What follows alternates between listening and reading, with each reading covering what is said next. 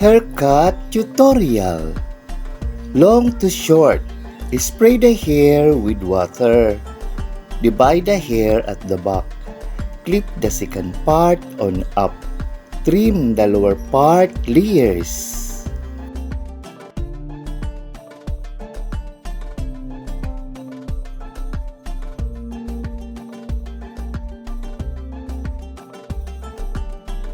Next, the second part, trim hold and fingers to adjust for trimming layers. And the third part, trim hold and fingers to adjust for trimming layers.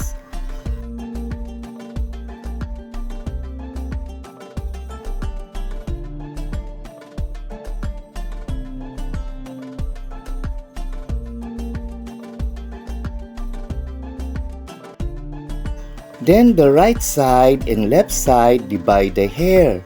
Clip the second part on up. Trim the lower part layers and open ears. And the second part, trim hold and fingers to adjust for trimming layers.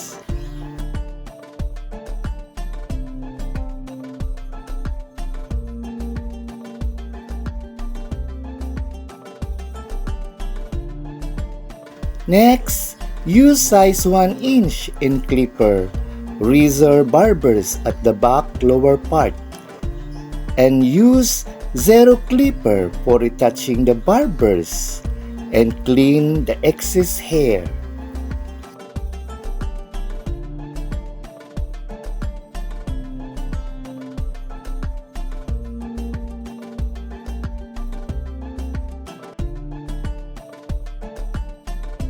Then, comb the hair side by side and back for retouching the hair. And use thinning scissor and comb. Trim hold and fingers to adjust for thin the hair.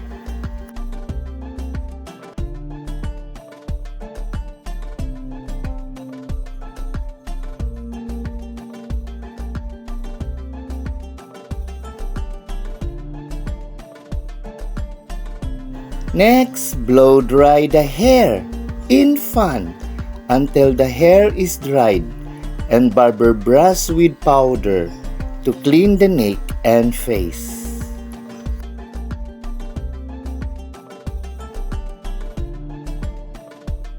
The final look, French cut, back barbers, ideas for women.